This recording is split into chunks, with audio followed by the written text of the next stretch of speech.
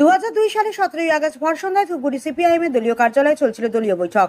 সেদিনের বৈঠকে উপস্থিত ছিলেন জেলা কমিটির সদস্য গোপাল চাকি, সুবল রায়, গণেশ রায়, দুলাল রায়, কোষাই শীল সহ দলীয় কর্মীবৃন্দ। আচমকাই বিচ্ছিন্নতাবাদীরা হামলা চালায় দলীয় কার্যালয়ে। ঘটনাস্থলে মৃত্যু হয়েছিল গোপাল চাকি সহ 5 দলীয় কর্মীর। এরপর থেকে প্রতি বছর 17ই আগস্ট ডিওয়াইএফআই এর উদ্যোগে পঞ্চশহীদ স্মরণে স্বাস্থ্য শিবিরের আয়োজন করা হয়।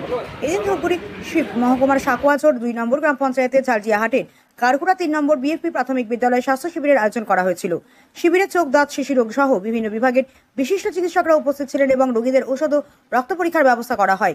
প্রচুর মানুষ পরিষেবা নিতে শিবিরে উপস্থিত হয়েছিল। পাশাপাশি সন্ধ্যা 6টা 45 মিনিটে পঞ্চশহীদ স্মরণে দলীয় কার্যালয় শহীদ পরিবারের সদস্যরা প্রদীপ প্রজ্বলনের মাধ্যমে পঞ্চশহীদকে স্মরণ করেন।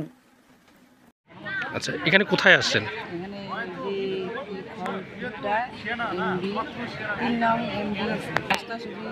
উপলক্ষে আমরা আসছি। আচ্ছা, এটা হচ্ছে 2003 সাল থেকে আমাদের যে পঞ্চশহীদ ধূপগুড়িতে যে কেরো জঙ্গিতে নিহত হয়েছিল, আচ্ছা, সেই কারণে 3 সাল থেকে আমাদের এই ডিওফাই থেকে এই কৃষিটা করে স্বাস্থ্য শিবিরটা।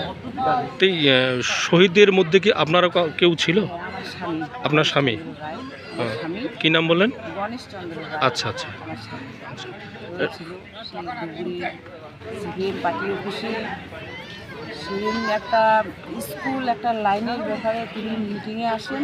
আচ্ছা, সেই একটি মিটিংয়ে আমাদের যে বনমালীদা তখন সভাপতি ছিলেন আচ্ছা, না এসে ছিলেন জলপাইগুড়ি এলাকায় ছিলেন, তারা সবাই উনি একটু আসতে দেরি হয়। তারপর সবাই মিলে এখানে বসেছিলেন। তারপর আমার স্বামী নাকি মানুষের মুখে শোনাম আমার স্বামী নাকি পান খেতে গেছিল। আচ্ছা, তারপর ঘরে ঢুকেই নেই, পার্টি অফিসের ভিতরে ঢুকেই নেই, তৎক্ষণাৎ ওই যে জঙ্গি গুলাগুলি শুরু হয়। আমার স্বামী তো পরে আর ঘরেই ঢুকতে পারিনি, বাইরেই পড়েছিল। তার সাথে সাথে আরও 4 জন, তার সাথে সাথে যারা আহত হয়েছিল মোট ধূপগুড়ি পার্টি অফিসে 16 জন, 5 জন নিহত, আচ্ছা, তার মধ্যে 11 জন আহত হয়েছে। আচ্ছা, তো সেই দিন থেকে পরে 3 সাল থেকে 2003 সাল থেকে এই যে আমার ডিওফাই যে স্বাস্থ্য শিবিরটা করে, তারা আমাদের আমন্ত্রণ করে, প্রতি বছর ডাক পান? প্রতি বছরে আমাদের ডাকে।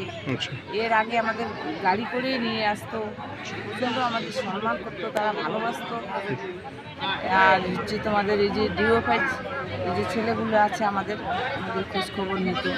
আমার এই যে আপনার স্বামী শহীদ হয়েছে সেদিক থেকে আপনাকে প্রতি বছর সম্মান জানানো হচ্ছে, আপনি কতটা খুশি? আমি খুব খুশি, আচ্ছা, আমি খুব খুশি, খুব আগ্রহী। আমি যখনই যদি 2-1 দিন দেরি হয়, ছেলেগুলো আমাদের যদি ডিওফাই ছেলেগুলো যদি একটু দেরিতে যায়, আমি ভাবি কি যে এবার মনে হয় করবে না, এবার মনে হয় করবে না। তারপর কালকে গেল, পরশু দিন গেল 15ই আগস্ট, কালকে আমাদের যে শনিবার ছিল 16ই আগস্ট, কালকে আমরা বিকালবেলা আমাদের। আপনার কয় ছেলে মেয়ে? আমার 2 ছেলে, আচ্ছা, আচ্ছা, 2 ছেলে। বড় ছেলে সম্পদ রায়, আচ্ছা, ছোট ছেলে প্রভাত রায়। তখন তো আমার ছেলে দুটোই খুব ছোট ছিল, খুব অভাবের মধ্য দিয়ে আমাদের পার্টি খুবই সহযোগিতা করেছিল।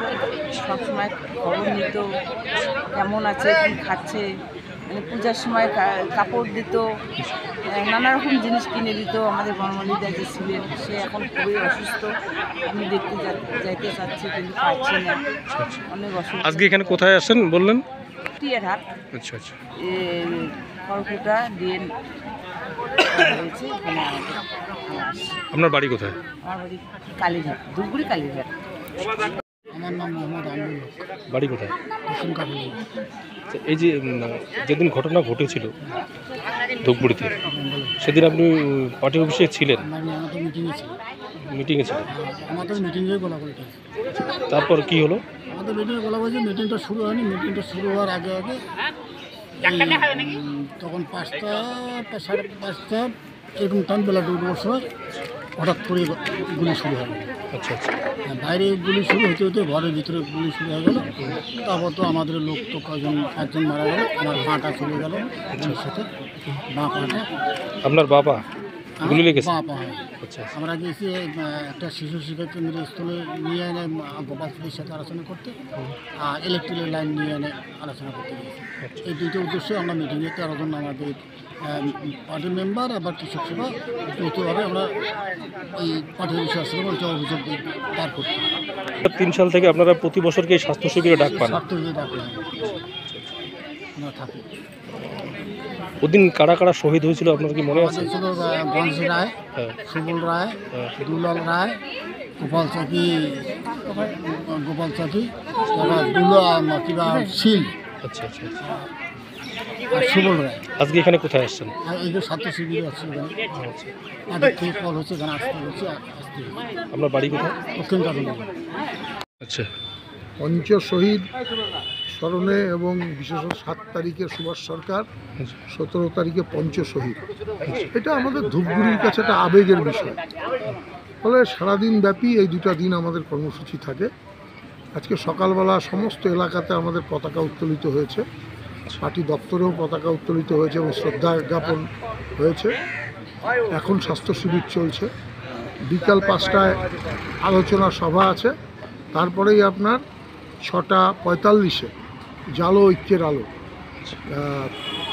পঞ্চ শহীদ স্মরণে এই কর্মসূচি রূপায়িত হবে। ওই যে জালো আলো এটা কোথায় হবে? এটা হচ্ছে সিপিআইএম পার্টি দপ্তর। আচ্ছা আচ্ছা। এখানে স্বাস্থ্য শিবিরে কারা কারা এসছেন?